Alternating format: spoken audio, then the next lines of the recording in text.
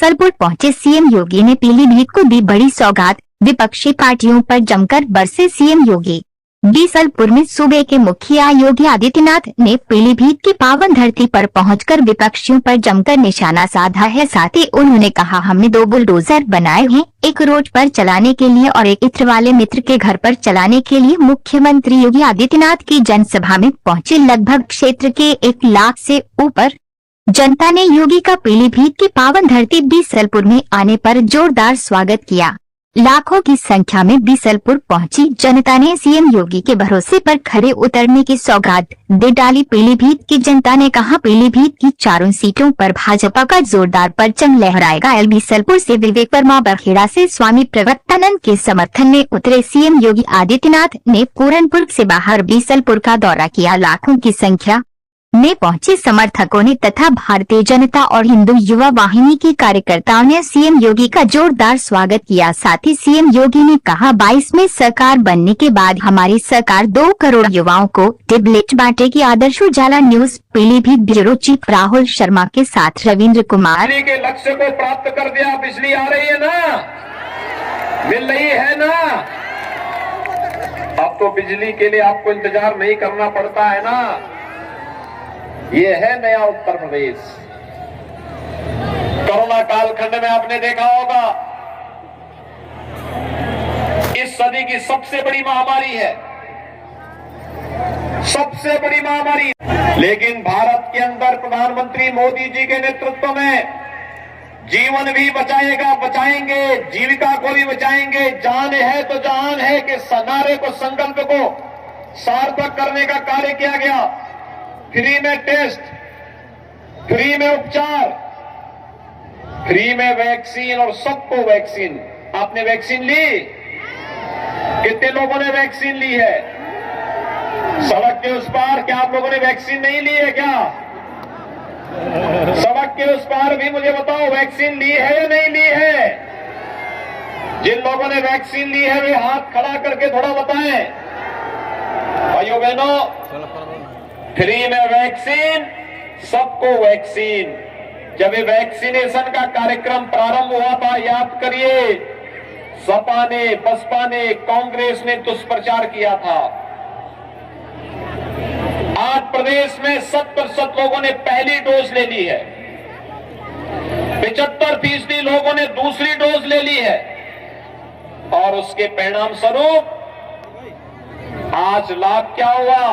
तीसरी वेव कब आई, कब गई, कोई पता ही नहीं लगा। जिस वैक्सीन ने हमारी जान को बचाया है,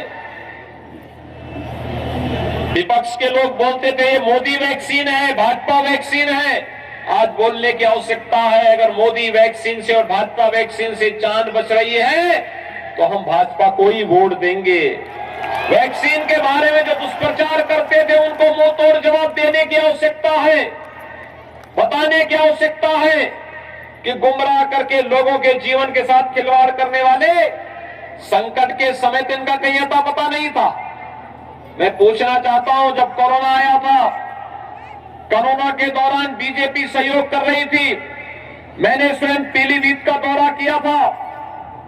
प्रधानमंत्री जी देश के अंदर दौरा कर रहे थे, मैं प्रदेश के अंदर दौरा कर रहा था। लेकिन भाइयों बहनों, मैं आपसे पूछना चाहता हूं, क्या उस दौरान सपा, बसपा, कांग्रेस का कोई नेता आपके बीच आया था क्या?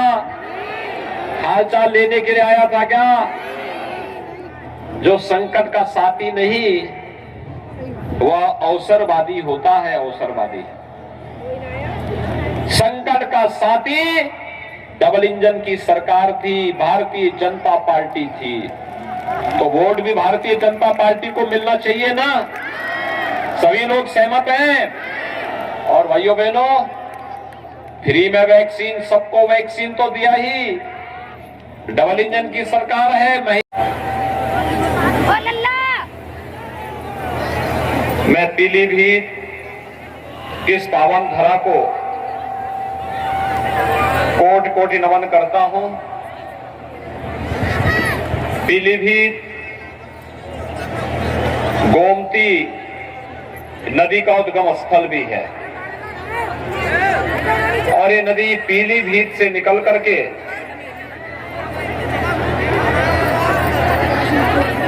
लखनऊ मंडल की तमाम जनपदों को सिंचित करती हुई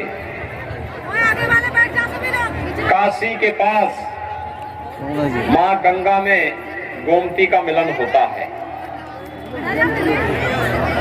मैं पीलीभीत वासियों को इस बात के लिए धन्यवाद देता हूं कि इन्होंने लखनऊ, सीतापुर, लखनऊ होते हुए वाराणसी तक यह अविरल धारा आज भी बह रही है। भाइयों बहनों, आज जब मैं आपके पास बीसलपुर में आया हूं, हमारे वर्तमान विधायक श्री राम शरण वर्मा जी लगातार आपके लिए कई बार से इस क्षेत्र की समस्या को लेकर के लड़ते थे और उसका परिणाम भी आप सबको देखने को मिलता था।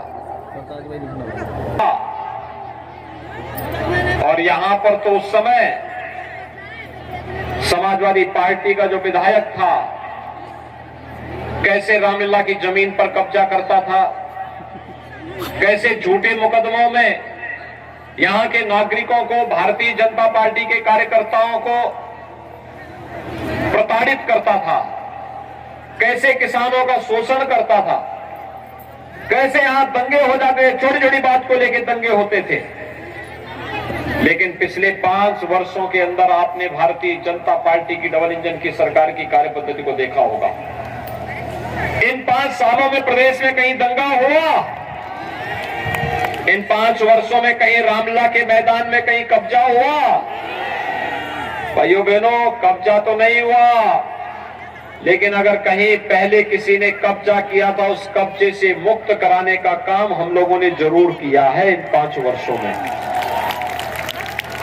अभी मैं पूरनपुर से आ रहा हूं,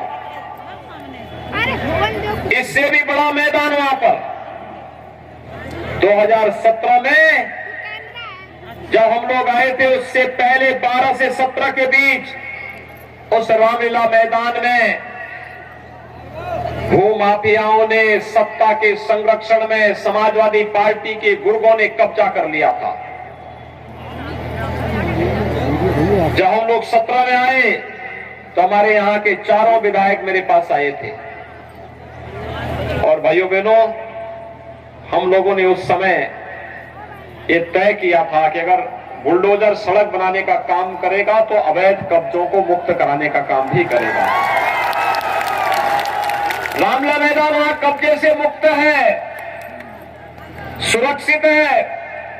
एक बड़ा मैदान वहां पर रामलीला के लिए भी, जहां 1 लाख की भीड़ इकट्ठी हो सकती है और रामलीला के साथ साथ हर प्रकार के मांगलिक और सार्वजनिक कार्यक्रमों के लिए लोगों के लिए एक जगह मिल गई है, सुरक्षित जगह मिल गई है। ऐसी स्थिति पूरे प्रदेश के अंदर थी।